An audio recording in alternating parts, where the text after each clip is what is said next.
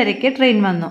4:55 തിരുപ്പതി എത്തി. തിരുപ്പതി സന്ദർശനം അപൂർണമാണത്രേ. തിരുപ്പതിയിൽ പ്രത്യേക ഡ്രസ് കോഡൊക്കെ ഉണ്ട് കേട്ടോ. കവാടം കടന്ന് അകത്തെത്തുമ്പോൾ പ്ലാറ്റ്ഫോമിൽ നിന്നും ഒരു ട്രെയിൻ പോയ ശേഷം ചാനൽ സബ്സ്ക്രൈബ് ചെയ്തിട്ടില്ലെങ്കിൽ ഹായ് ഡിയേഴ്സ്, എല്ലാവരും ഹാപ്പി അല്ലേ? Welcome to our channel. നമ്മൾ ഇന്ന് ട്രെയിനിൽ ഒരു യാത്ര പോവുകയാണ്. ഒലവക്കോട് റെയിൽവേ സ്റ്റേഷനിൽ നിന്നാണ് യാത്ര.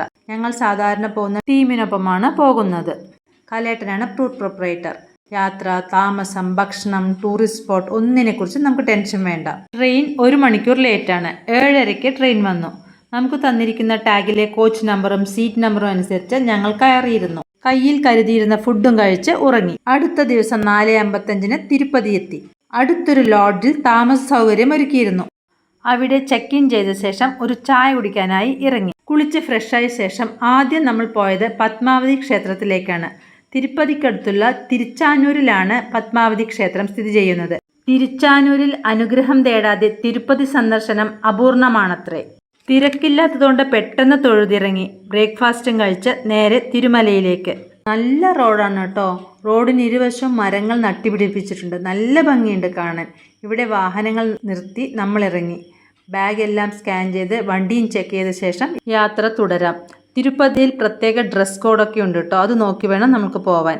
തിരുപ്പതിയിൽ ദർശനം നടത്തിയാൽ ദുരിതങ്ങളിൽ നിന്നും മോചനം ഉണ്ടാകുമെന്ന് ഭക്തർ വിശ്വസിക്കുന്നു. ഞാനെന്ന ഭാവം ഇല്ലാതാക്കുക എന്ന ഉദ്ദേശത്തോടെ തലമുണ്ടനം ചെയ്യലും കുബേരന് പലിശ കൊടുക്കാനുള്ള സഹായത്തിന് എന്ന വിശ്വാസത്തിൽ കാണിക്ക് കിഴികെട്ടി അർപ്പിക്കലുമാണ് പ്രധാന വഴിപാടുകൾ. ഇത് ലഡ്ഡു വാങ്ങിക്കാനുള്ള ക്യൂ. 3.5 മണിക്കൂറിന് ശേഷമാണ് കേട്ടോ ഭഗവാൻ ഞങ്ങൾക്ക് ദർശനം തന്നത്. പുഷ്കരണിയുടെ കരയിലാണ് ഈ ക്ഷേത്രം സ്ഥിതി ചെയ്യുന്നത്. ഭഗവാന്റെ ദർശനം കിട്ടി എന്നല്ല, ഭഗവാൻ ദർശനം തന്നു എന്ന് വേണോത്രേ പറയാൻ. ആയിരക്കണക്കിന് ആളുകൾക്ക് ഒന്നിച്ചിരിക്കാൻ പറ്റുന്നൊരു ഹാളിലാണ് ഇവിടെ ഭക്ഷണവും കഴിഞ്ഞ് നേരെ വണ്ടിയിൽ കയറി. ഇനി ശ്രീകാളഹസ്തി ക്ഷേത്രത്തിലേക്കാണ് പോകുന്നത്. സ്വർണമുഖി നദീതീരത്താണ് ശ്രീകാളഹസ്തി ക്ഷേത്രം. പഞ്ചഭൂതങ്ങളിൽ ഒന്നായ വായുവിന്റെ രൂപത്തിൽ ശിവനെ ആരാധിക്കുന്ന ക്ഷേത്രമാണിത്.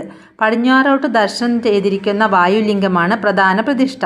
ശിവലിംഗത്തിൽ ഒരു ആനയുടെയും ചുവട്ടിലായി ചിലന്തിയുടെയും പുറകുവശത്തായി ഒരു സർപ്പത്തിന്റെയും രൂപങ്ങൾ ഉൾക്കൊള്ളിച്ചിട്ടുണ്ട്. കവാടം കടന്ന് അകത്തെത്തുമ്പോൾ കൊത്തുപണികളാൽ നിറഞ്ഞു നിൽക്കുന്ന ധാരാളം ഗോപുരങ്ങളും കൽമണ്ഡപങ്ങളും നവഗ്രഹ വിഗ്രഹങ്ങളും കാണാം. ഗണപതിയുടെയും മറ്റ് ദേവീദേവന്മാരുടെയും അപൂർവ ചിത്രങ്ങൾ ഇവിടെയുണ്ട്. രാഹു കേതു ദോഷ നിവാരണ പൂജ ഇവിടുത്തെ പ്രധാന വഴിപാടാണ്. 8 മണിയാവുമ്പോൾ അമ്പലത്തിൽ നിന്നും ഇറങ്ങി ഭക്ഷണവും കഴിഞ്ഞ് ലോഡ്ജിനടുത്തുള്ള സ്ട്രീറ്റിലൂടെ ഇങ്ങനെ നടന്നു. ഇടയ്ക്ക് ഒരു കാപ്പിയൊക്കെ കുടിച്ചു കേട്ടോ. ലോഡ്ജിനടുത്തുള്ള സ്ട്രീറ്റ് ഇപ്പോഴും ബിസി തന്നെയാണ്. അടുത്ത ദിവസം രാവിലെ 5 മണിക്ക് റൂം വെക്കേറ്റ് ചെയ്ത് ഇറങ്ങി. ട്രെയിൻ 2 മണിക്കൂർ ലേറ്റാണ്.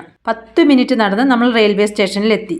റെയിൽവേ സ്റ്റേഷനിൽ വരുന്നതും പോകുന്നതുമായ നിറയെ യാത്രക്കാർ ഉണ്ടായിരുന്നു. ഒരുപാട് ട്രെയിനുകൾ ഇവിടെ വന്നു പോകുന്നുണ്ടെന്ന് തോന്നുന്നു. ഇതാണ് റെയിൽവേ സ്റ്റേഷൻ. നമ്മുടെ ട്രെയിൻ വരുന്നതിന് തൊട്ട് മുൻപ് മാത്രമേ ഏതു പ്ലാറ്റ്ഫോമിലാണ് വരുന്നത് എന്ന് അറിയുകയുള്ളൂ. അപ്പോൾ ഞങ്ങൾ മുകളിൽ കയറി കാത്തുനിന്നു. പ്ലാറ്റ്ഫോമിൽ നിന്നും ഒരു ട്രെയിൻ പോയ ശേഷം മാത്രമേ അടുത്ത ട്രെയിനിന് ആ ട്രാക്കിൽ കയറാൻ പറ്റുകയുള്ളൂ. ഇവിടെ കൺസ്ട്രക്ഷൻ വർക്ക് നടന്നുകൊണ്ടിരിക്കുന്നുണ്ട്. അടുത്ത പ്രാവശ്യം ഇവിടെ വരുമ്പോഴേക്കും പുതിയൊരു മുഖമായിരിക്കും ഈ റെയിൽവേ സ്റ്റേഷന്. നമ്മുടെ ട്രെയിൻ എത്തിയിട്ടുണ്ട്. ട്രെയിനിൽ കയറി മടക്കയാത്ര തുടങ്ങി. യാത്ര അവസാനിക്കുന്നതിന്റെ ചെറിയൊരു വിഷമം ഞങ്ങൾക്ക് എല്ലാവർക്കും ഉണ്ടായിരുന്നു. കിട്ടുന്ന സമയം മാക്സിമം എൻജോയ് ചെയ്യാൻ ഞങ്ങൾ തീരുമാനിച്ചു. ട്രെയിൻ ഇങ്ങനെ കടന്നു പോകുമ്പോൾ ജനാലക്കരികിലിരുന്ന് പ്രകൃതി ഭംഗി ആസ്വദിക്കാൻ എന്ത് രസമാണ്. ഈ വേനൽക്കാലത്ത് കണ്ണിന് കുളിരേകുന്ന കാഴ്ചകളാണിത്. 2:45 നമ്മൾ നാടെത്തി. നിങ്ങൾക്ക് ഈ വീഡിയോ ഇഷ്ടമായെങ്കിൽ ലൈക്ക് ചെയ്യണം, കൂട്ടുകാർക്ക് ഷെയർ ചെയ്യണം, കമൻറ്റ് ചെയ്യാൻ മറക്കരുത്. ചാനൽ സബ്സ്ക്രൈബ് ചെയ്തിട്ടില്ലെങ്കിൽ ഒന്ന് ചെയ്യണേ.